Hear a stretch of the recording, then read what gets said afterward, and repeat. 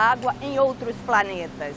É impossível produzir qualquer coisa sem água. E não apenas isso, sem água não há vida.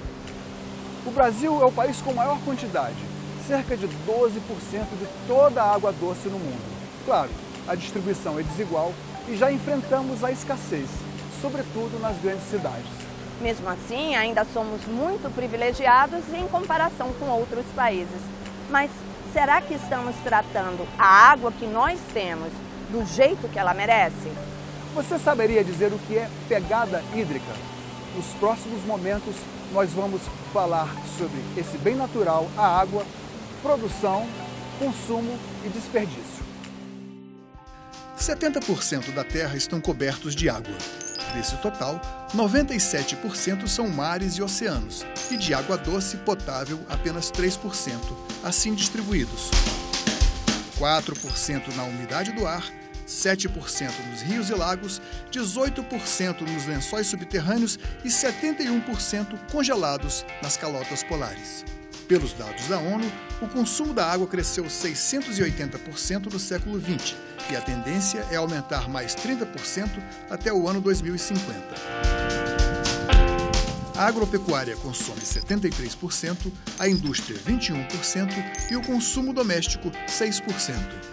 Responsável por metade das exportações em 2017, o agronegócio e suas ramificações participam com 1/4 do nosso produto interno bruto. Já a exportação de minério de ferro atingiu um volume recorde de 374 milhões de toneladas em 2016.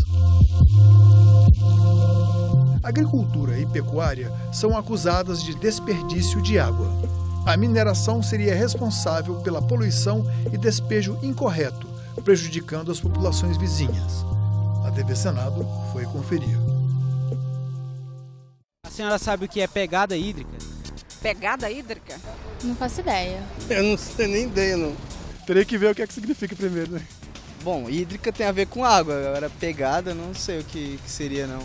Deve ser alguma coisa relacionada ao consumo consciente de água.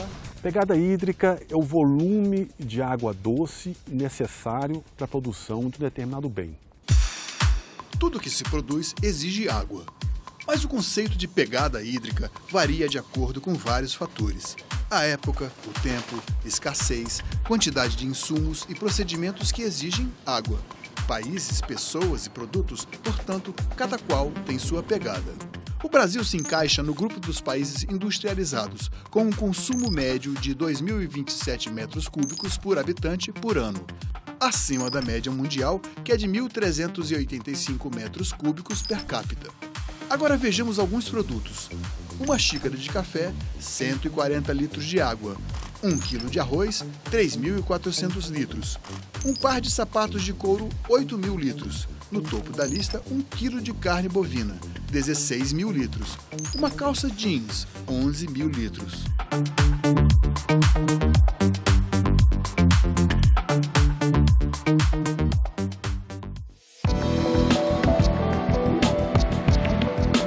Carros, ônibus, aviões, geladeiras, material de construção. O metal domina nosso cotidiano. Seríamos capazes de viver sem ele? Todos nós queremos viajar de avião, todos nós queremos ter nossa casa, todos nós queremos ter o nosso carro. E isso vem da onde? Da mineração.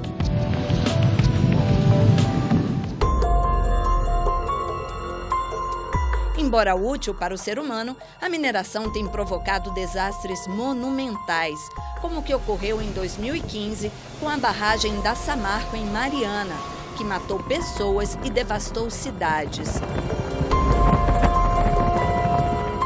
Mais recentemente, tivemos o vazamento de bauxita de uma mineradora norueguesa em Barcarena, no Pará, e o rompimento do mineroduto da empresa Anglo American em Santo Antônio do Grama, Minas Gerais. Toneladas de minério de ferro acabaram caindo nas águas que abastecem a cidade. Infelizmente, esses não são casos isolados. Muitos acidentes aconteceram nos últimos anos, mudaram a vida de comunidades inteiras, poluíram as águas. Você sabe o que é um mineroduto? É uma sequência de grandes canos como esses daqui, conectados por longas distâncias, quilômetros. Eles são usados para transportar minério. E sabe o que é que leva esse minério? Água. Água bruta retirada dos rios. Essa água é retirada do rio, né, colocada usada para formar essa polpa, que é a mistura do minério de ferro com a água, né, e carreada, conduzida nesses tubos. O Brasil tem o maior mineroduto do mundo e é o Minas Rio da empresa Anglo American. Concluído em 2014, ele tem 529 quilômetros de extensão. Um longo caminho que vai de Minas Gerais ao Rio de Janeiro.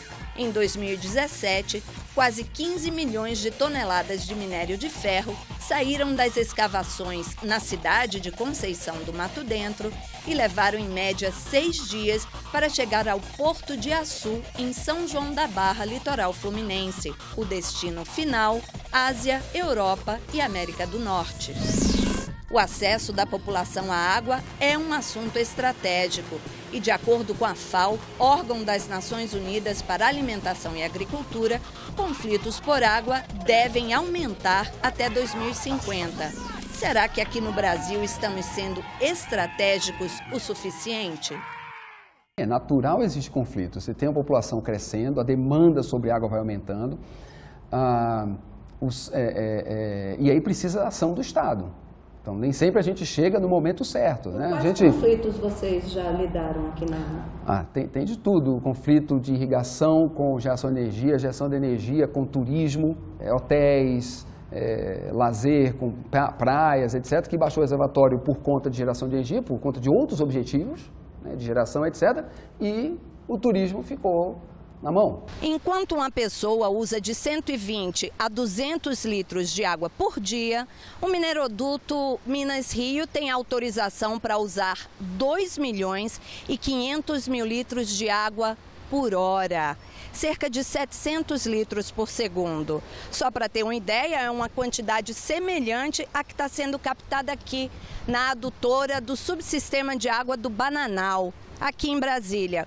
Essa adutora foi construída em 2017 como uma das soluções encontradas pelo governo do Distrito Federal para lidar com a escassez de água da região. Por aqui passam 726 litros de água por segundo, que são suficientes para abastecer uma população de 200 mil habitantes. Tudo depende. De onde está tirando? É de um rio pequenininho, você pode estar secando um rio, assim. Se é do Rio Grande, pode não fazer a menor falta. A Anglo American contesta esses números. Por meio de sua assessoria, a Anglo American afirmou que são necessários 1.550 metros cúbicos de água por hora para o transporte do minério de ferro pelo mineroduto Minas Rio. Essa água é bombeada 24 horas por dia, 365 dias por ano. Isso para não danificar o duto. E essa água vai, mas não volta. Essa água realmente ela é transferida, ela não retorna, né? Até porque para você vencer a topografia para trazer essa água de volta, seria um custo muito elevado você trazer de volta para a mesma bacia. Um custo para quem? Para a empresa. E para as cidades? Para as cidades tem também um custo, né, de não ter essa água disponível, mas é como eu falei, tem uma avaliação de um órgão competente para falar que aquela quantidade de água é possível ser retirada.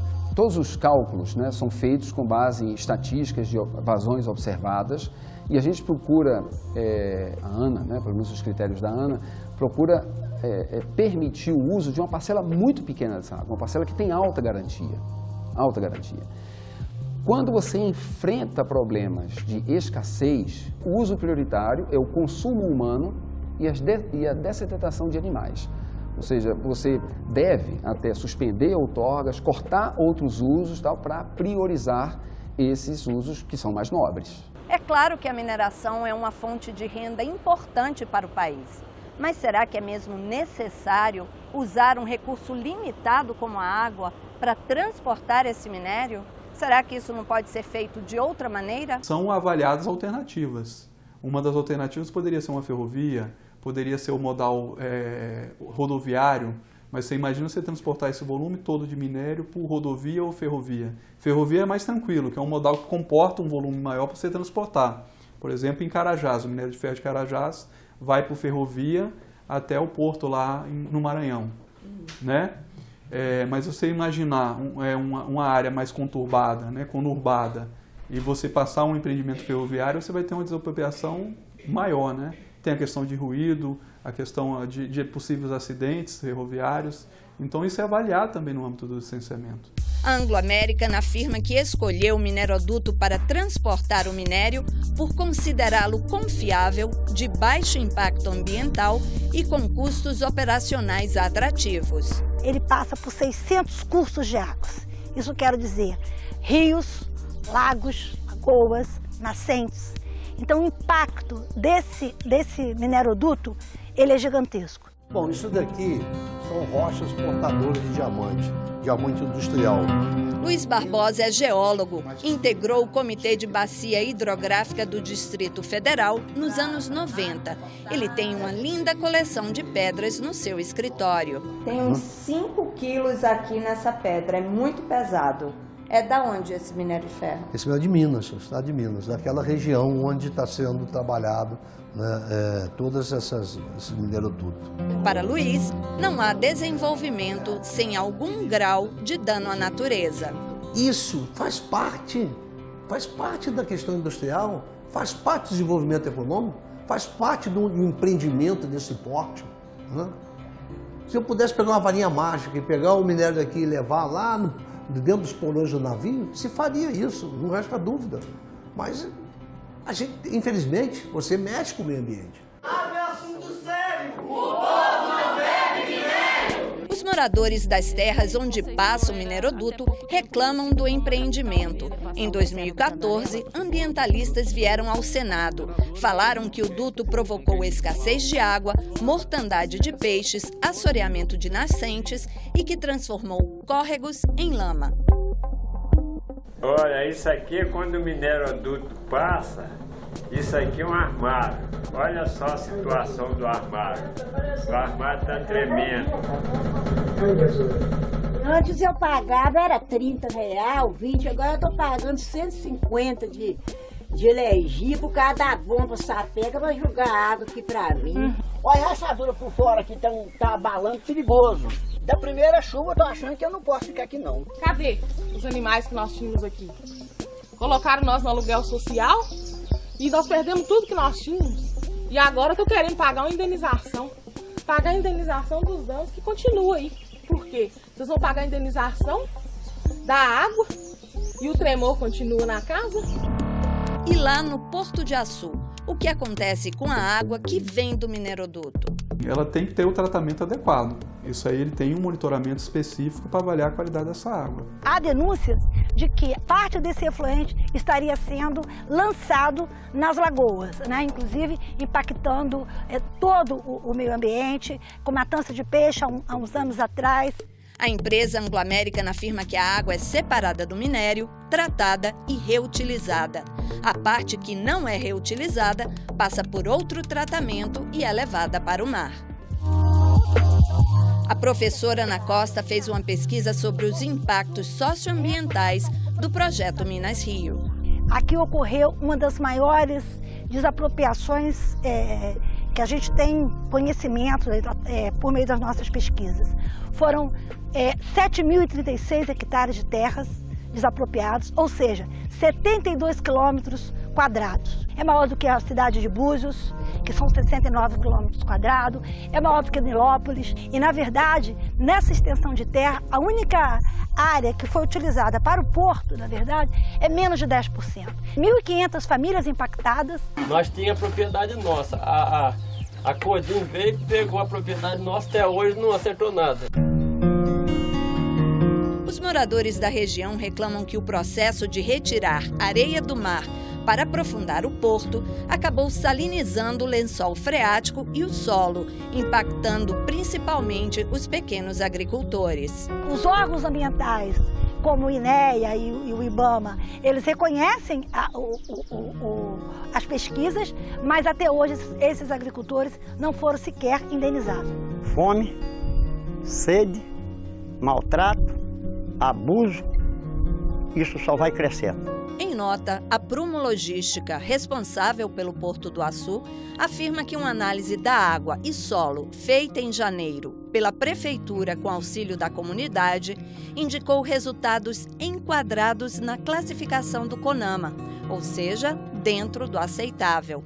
Em relação ao tamanho do espaço desapropriado, a empresa diz que é essencial que a área esteja desimpedida para o uso industrial.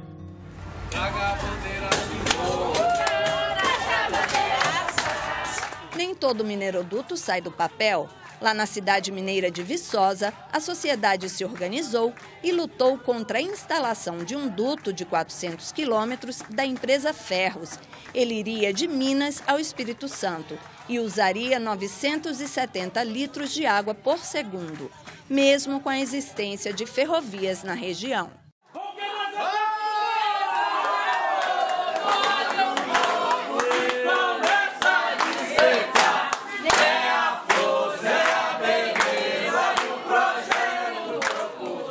Queria passar de qualquer forma o mineroduto e que ela teria que aceitar. Você pode tirar aqui da minha casa aqui e levar para uma mansão lá na rua, mas eu vou ficar preso. Eu não vou ter liberdade. Aqui não, aqui eu saio, eu tenho minhas criações, eu tenho minha plantinha, a mulher tem a horta ali para cuidar. Se eu colocar, sossegar, tranquilo no lugar, de repente aparece uma tragédia dessa em cima dele, acabou que fica meio lelé da cuca. Em 2014, o prefeito revogou a autorização para a passagem do mineroduto em Viçosa. A Ferros não deu continuidade ao processo de licenciamento junto ao IBAMA. A própria empresa indicou a desistência do projeto. E em 2016, após analisar a questão hídrica do Estado, a Comissão Extraordinária das Águas da Assembleia Legislativa de Minas Gerais propôs a proibição de novos minerodutos e a revisão das licenças já existentes. A sociedade reclama um novo modelo de mineração. A mineração associada a um projeto de industrialização nacional, a um projeto de desenvolvimento nacional que gere riqueza, renda e benefício ao povo brasileiro.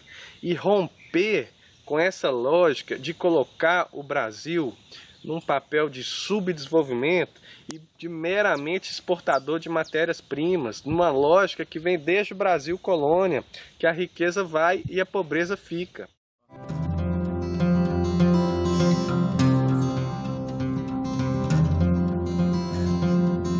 Produzir mais e melhor com menor consumo de água. Foi assim, com ciência e tecnologia, que a empresa brasileira de pesquisa agropecuária ajudou a fazer do país um dos líderes mundiais na produção de alimentos. E é aqui na Embrapa Cerrados que nós vamos conhecer experiências na conservação de recursos hídricos.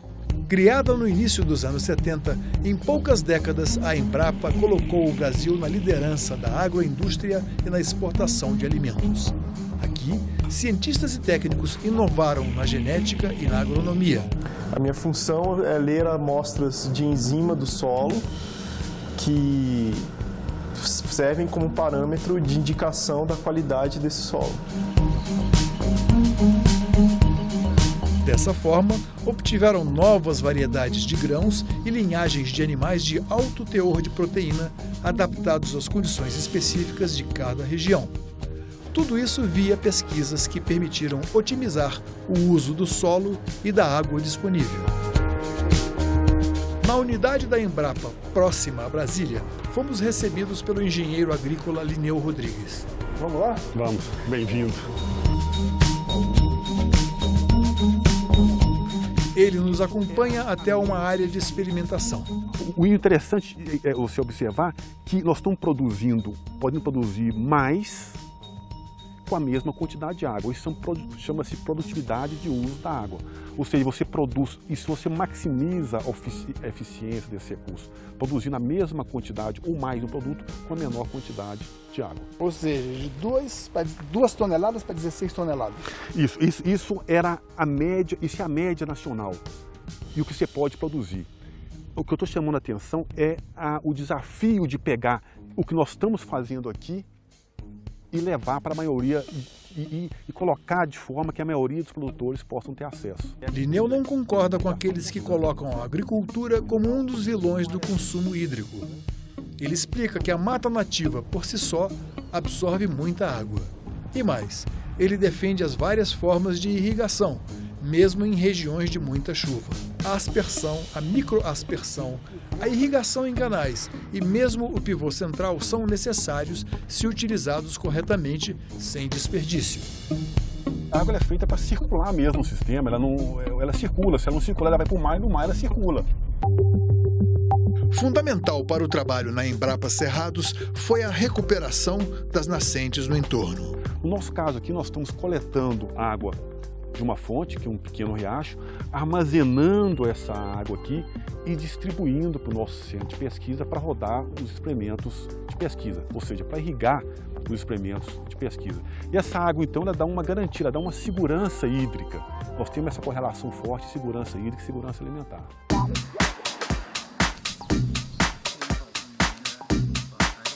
Nesta fazenda produtora de orgânicos no Planalto Central, encontramos exemplos de tecnologia de preservação dos recursos hídricos. A cobertura previne a evaporação sob o calor do sol. As estufas mantêm o ambiente ideal para tomates, morangos e alfaces. Irrigação na medida certa. Nada de pesticidas ou adubos químicos. Cuidar bem da água não é apenas reduzir o consumo, produzir mais com menos. É também devolvê-la ao meio ambiente sem qualquer tipo de contaminação. E esse é um dos princípios da agricultura orgânica. Para os ambientalistas, no entanto, o avanço do agronegócio merece ressalvas. Em muitas áreas, os resíduos de defensivos agrícolas e fertilizantes contaminam o solo e a água. Comparada com as de outros países, a legislação brasileira é considerada excessivamente tolerante e a fiscalização deixa a desejar. Quem faz esse controle de contaminação da água seriam as companhias de saneamento. Só que a gente sabe que muitas delas não têm laboratórios e os custos são muito altos para investigar se há agrotóxicos na água. Uma pesquisa da Embrapa sobre contaminação ambiental por agrotóxicos no período de 20 anos chama a atenção para a necessidade de um controle mais rígido no uso de agroquímicos.